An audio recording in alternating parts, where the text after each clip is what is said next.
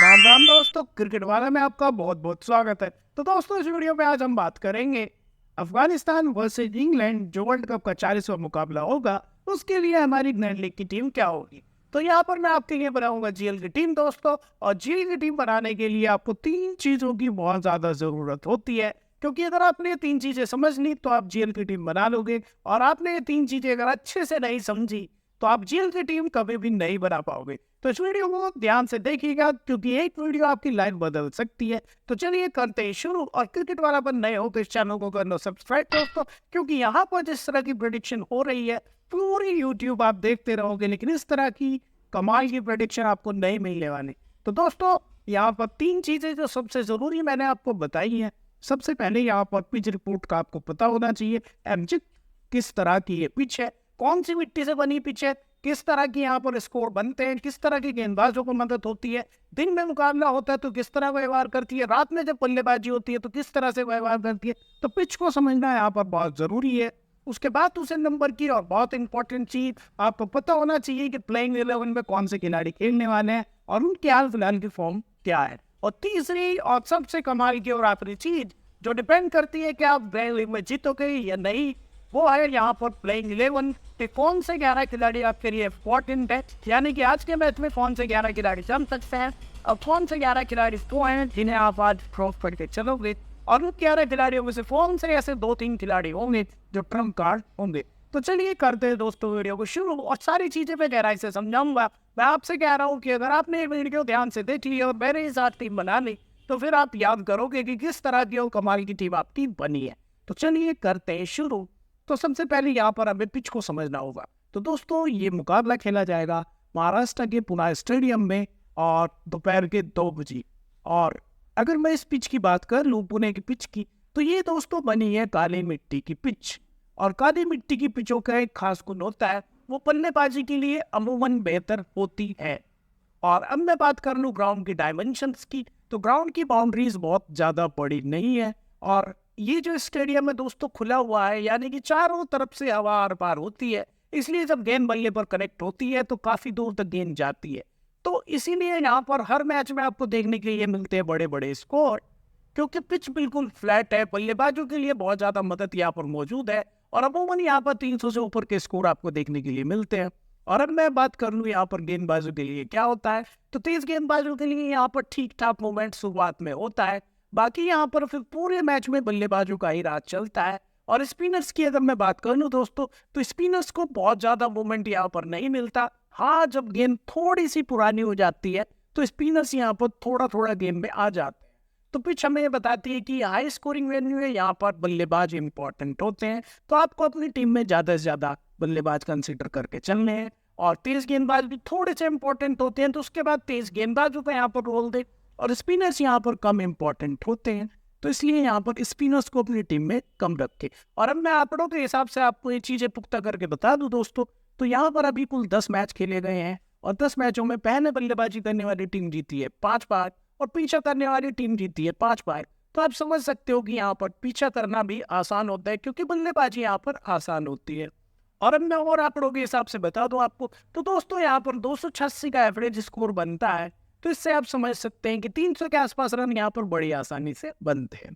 और scoring pattern अगर मैं बता दूं, तो 200 से नीचे अभी तक एक बार नहीं बना, और 200 से 250 की बात कर लूँ तो 2 बार बने हैं, और 250 से मैं 300 की बात कर लूँ तो 2 बार बने हैं, और 300 प्लस की यहाँ पर अगर मैं बात कर लूँ दोस्तों, तो यहाँ पर 6 बार बने हैं। तो आप समझ सकते हो 10 मैचों में यहाँ पर 6 बार 300 से ऊपर रन बने हैं, तो ये बैटिंग सरफेस है।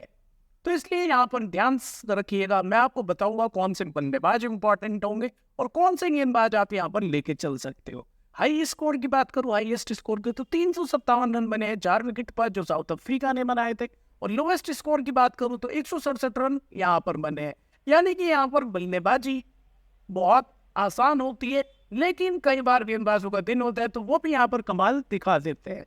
और अब मैं बात करूं किस तरह के गेंदबाजों को यहाँ पर मदद मिलती है, तो पिछले 5 मुकाबले अगर मैं कहार कर देख लूँ दोस्तों, तो 63 विकेट गिरे हैं। तो इससे ये भी पता चलता है कि विकेट यहाँ पर बहुत ज़्यादा नहीं गिरते, और 63 विकेट में से भी 40 विकेट तेज गेंदबाजों को मिले हैं, और स्पिनर्स को यहाँ पर 17 विकेट मिले हैं। तो आप समझ सकते हो कि तेज गेंदबाजों को जब 3 विकेट मिलते हैं तो स्पिनर्स को केवल 1 विकेट मिलता है।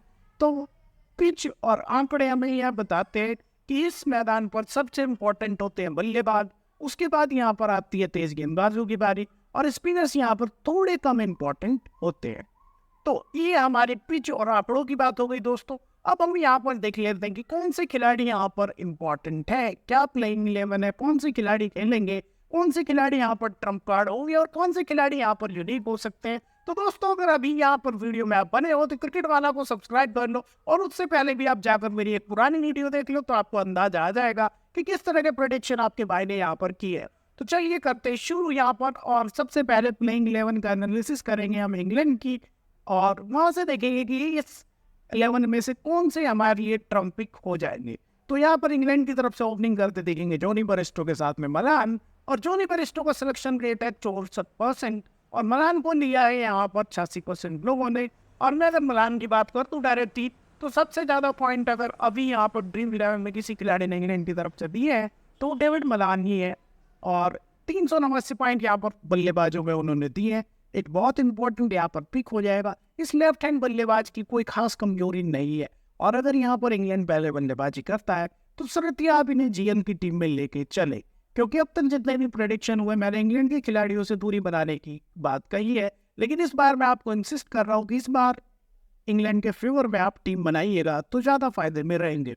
और उनके पार्टनर की बात कर लूँ जॉनी बेयरस्टो की, तो जॉनी बेयरस्टो एक कमाल के खिलाड़ी हैं, लेकिन उनकी फिलहाल की फॉर्म थोड़ी रूटी चल रही है, और पिछले 5-6 मैचों में एक ही जो है उन्होंने 50 लगा पाए हैं। और लास्ट मैच की अगर मैं बात कर लूँ, लास्ट कुछ मैचों की तो एक मैच में 10 बनाए, फिर 30 बनाए, फिर 14 बनाए, और लास्ट मैचों में भी वो 2-3 रन बनाकर ही आउट हो गए थे। इस मैच के लिए मैं कहूँ अगर यहाँ पर इंग्लैंड पहले बल्लेबाजी कर रही है तो आप दोनों ही बल्लेबाजों को लेकर चले ज्यादातर टीमों में, तो ये फायदा होगा। बाकी एक टीम में आप इन दोनों में से एक को ड्रॉप करके चलने का रिस्क ले सकते हैं। तीसरे नंबर पर देखेंगे यहाँ पर उनके सबसे बढ़िया बल्लेबाज, लेकिन फॉर्म के हिसाब से सबसे कमजोर चल रहे हैं, जोए रूट। 73% का सिलेक्शन है दोस्तों। उस सिचुएशन में इंपॉर्टेंट हो जाएगा अगर यहाँ पर इंग्लैंड को पीछा करना पड़ा तो। बाकी फिक्स टाइप का खिलाड़ी है, स्मॉल लीग की टीम में आप लेकर चले। ग्रैंड लीग की टीम में मैं आपको बताऊंगा कौन से खिलाड़ी मैंने लिए हैं या नहीं लिए हैं।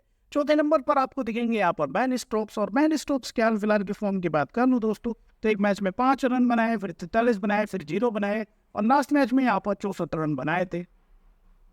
64% का ही सिलेक्शन हो गया उनका दोस्तों, और बहुत ही इंपॉर्टेंट पिक यहाँ पर हो जाते हैं अगर यहाँ पर इंग्लैंड पीछा कर रहा है। अगर इंग्लैंड यहाँ पर पीछा कर रहा है तो आप उनको जो एक फिक्स टीम में लेकर चले, और यहाँ पर इंग्लैंड पहले बल्लेबाजी कर रहे हैं तो आप उनको जीएल टीम में सीधा ही डाल दें और एक टीम में वाइस कैप्टन बना दे, क्योंकि बड़ी टीम है, बहुत दिनों से ये खिलाड़ी चले नहीं है, और जब भी ये खिलाड़ी चलेंगे तो आपको यहाँ पर 350 के ऊपर का टारगेट देखने को ये मिलेगा। तो बहुत इंपॉर्टेंट यहाँ पर जो है बेन स्टोक्स हो जाएंगे। और 5वें नंबर पर आएंगे इंग्लैंड के कप्तान जोस बटलर। 38% का सिलेक्शन है, अभी तक चले नहीं है।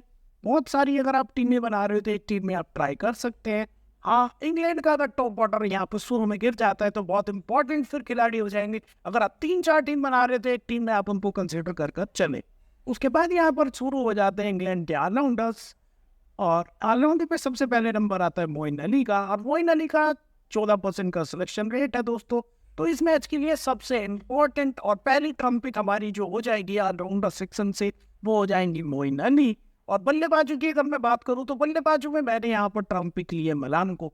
तो मोइन अली की अगर दोस्तों बात कर लूँ मैं तो हाल फिलहाल की फॉर्म इनकी बल्ले से जो है ज़्यादा अच्छी नहीं है। एक मैच में 11 बनाए, फिर 11 बनाए, फिर 15 बनाए, और लास्ट मैच में 42 बनाए हैं। और विकेट्स की बात कर लूँ तो आजकल जो है इनको विकेट्स नहीं मिल रहे हैं, लेकिन इस मैच में मेरा प्रेडिक्शन है अगर मोइन अली यहाँ पर पहले बल्लेबाजी करते हैं तो 50 से ऊपर रन बनाएंगे और 2 विकेट आपको लेके देंगे। बहुत इंपॉर्टेंट ये खिलाड़ी यहाँ पर हो जाएंगे। उसके बाद जो है छठे नंबर पर दिखेंगे आपको लियाम लिविंगस्टोन, और मैं यहाँ पर दूसरी ट्रम्प पिक भी जो है ऑलराउंडर से ले रहा हूँ, क्योंकि दोस्तों ग्रैंड लीग के लिए बैन कर रिस्क लेने की जरूरत है। बिना रिस्क के ग्रैंड लीग आप नहीं जीत सकते। तो 9.5% का सिलेक्शन है दोस्तों, और 1% से कम लोगों ने भी इनको वाइस कैप्टन या कैप्टन बनाया है। और मैच में अगर यहाँ पर इनकी बल्लेबाजी आ जाती है जल्दी तो बहुत इंपॉर्टेंट पिक हो सकते हैं। एक टीम में डेफिनेटली आप इनको लेके चले जीएल की, और एक टीम में आप इनको वाइस कैप्टन बना के चल सकते हैं। उसके बाद यहाँ पर इंग्लैंड के प्रॉपर तेज गेंदबाज शुरू हो जाते हैं दोस्तों, और वो थोड़ी बल्लेबाजी भी कर लेते हैं। तो यहाँ पर देखने के लिए मिलेगा आपको क्रिस वोक्स, गिली, आदिल रशीद और मार्क वुड। और मैं अगर बात कर लूँ यहाँ पर क्रिस वोक्स की दोस्तों, तो 82% का सिलेक्शन है, लास्ट मैच के हीरो रहे हैं। और इनके हाल फिलहाल की फॉर्म भी बता रही है क्रिस वोक्स की, ये कभी चलते हैं कभी नहीं चलते हैं, लेकिन जिस दिन भी ये चलते हैं तो 3-4 विकेट लेके देते हैं। इस मैच के लिए अगर आपको एक ही तेज गेंदबाज चाहिए तो आप क्रिस वोक्स के साथ सीधा जा सकते हैं।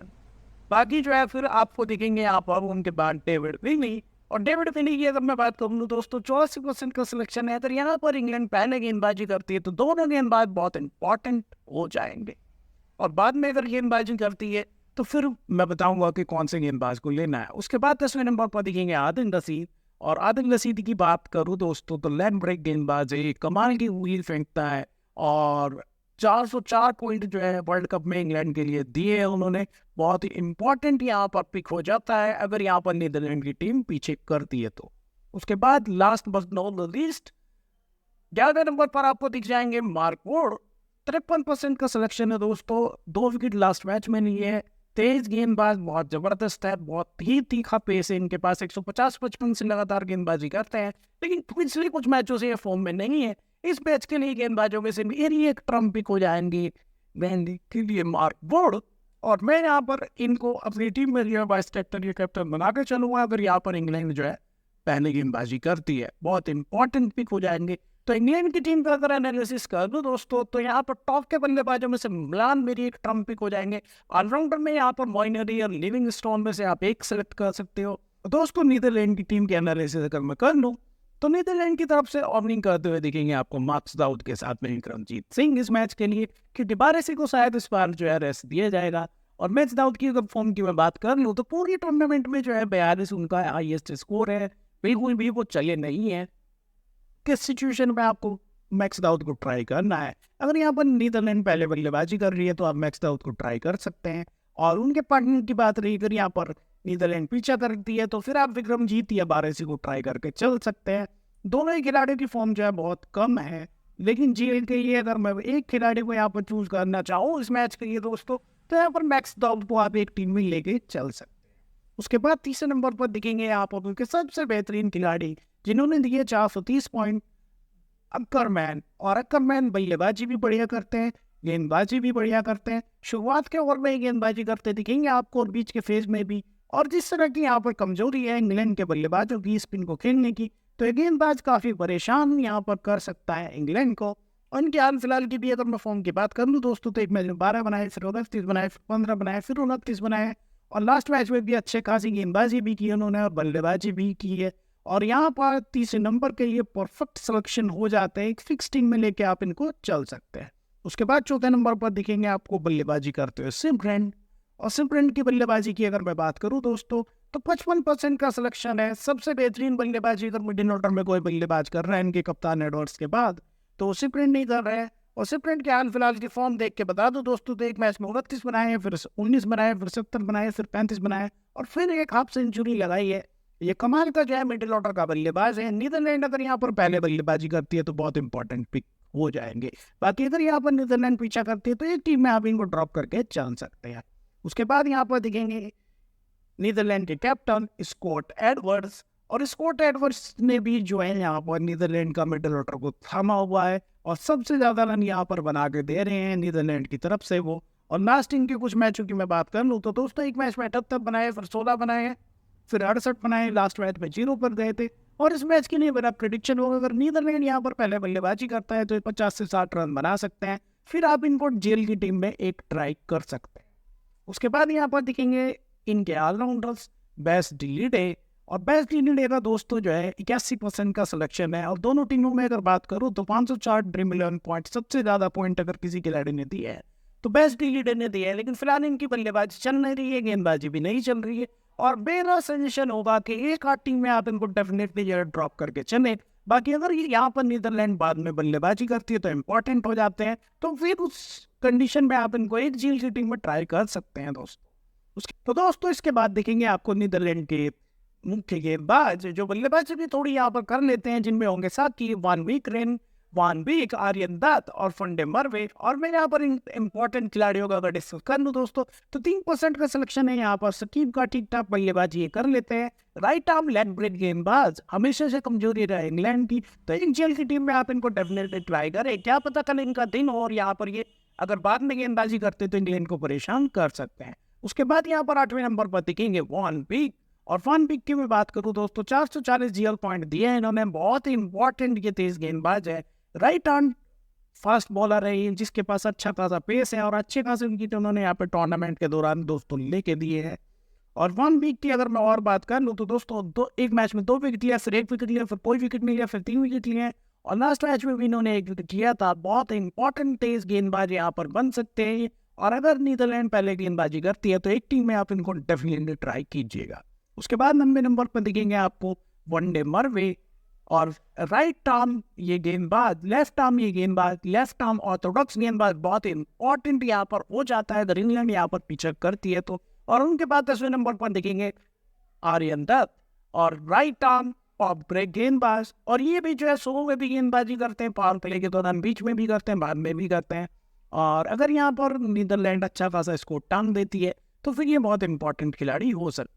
उसके बाद 11वें नंबर पर दिखेंगे यहाँ पर वॉन वीकरेन। और वीकरेन का सिलेक्शन दोस्तों यहाँ पर 11% का है और एक मैच में उन्होंने 4 विकेट भी लेके दिखाए हैं टूर्नामेंट में। नीदरलैंड अगर यहाँ पर अच्छा खासा टारगेट पहले लगाने में कामयाब होता है तो फिर ये इंपॉर्टेंट हो सकते हैं। तो अगर मैं दोस्तों इस टीम से बात कर लूँ कि कौन से मेरे ट्रम्प किस मैच के लिए हो सकते हैं, 30 नंबर पर आने वाले एकरमैन बेहतरीन हो सकते हैं क्योंकि गेंदबाजी भी करते हैं, बल्लेबाजी भी करते हैं। और बल्लेबाजों में से अगर मैं बात करूँ दोस्तों तो सिमरन बहुत इंपॉर्टेंट हो सकते हैं। और ऑलराउंडर सेक्शन की अगर मैं बात करूँ दोस्तों तो वॉन बिक यहाँ पर बेहतरीन हो सकते हैं क्योंकि तेज गेंदबाजी करते हैं। और स्पिनर्स में अगर मैं यहाँ पर चुनूँ दोस्तों तो यहाँ पर जो है फंडे मरवे काफी इंपॉर्टेंट पिक यहाँ पर हो सकते हैं। तो ये मेरा दोनों टीमों का एनालिसिस हो गया दोस्तों। अब मैं आपको बताता हूँ कि जीएल की मेरी एक डेमो टीम क्या होने वाली है। बाकी फाइनल टीम के लिए आप मेरे टेलीग्राम चैनल को वीडियो का पिन कमेंट से ज्वाइन कर सकते हैं। तो यहाँ पर दोस्तों मैंने विकेट कीपर्स में 2 चॉइस ली है, यहाँ पर जॉनी बेयरस्टो के साथ में जोस बटलर। और ये टीम बेहतर काम करेगी जब इंग्लैंड पहले बल्लेबाजी करेगा। और बल्लेबाजों की अगर मैं बात बताऊं दोस्तों तो मैंने लिया है एंजल ब्रिज को, डेविड मिलन को और बारेसी को। बारेसी को मैंने जीएल में बहुत रिस्क लेकर यहाँ पर लिया है। और ऑलराउंडर्स की अगर बात कर लूँ दोस्तों तो कॉलिन अक्रमैन लिया, डेविड विली लिया, लिविंगस्टोन लिया। और लिविंगस्टोन को भी मैंने बहुत रिस्क लेकर लिया है।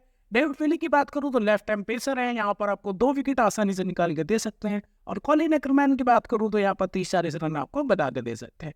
और यहाँ पर अब गेंदबाजों की मैं बात कर दूं दोस्तों तो मैंने लिया पॉल वॉन वीकरेन। तेज गेंदबाज अगर नीदरलैंड में गेंदबाजी करते तो इंपॉर्टेंट हो जाएंगे।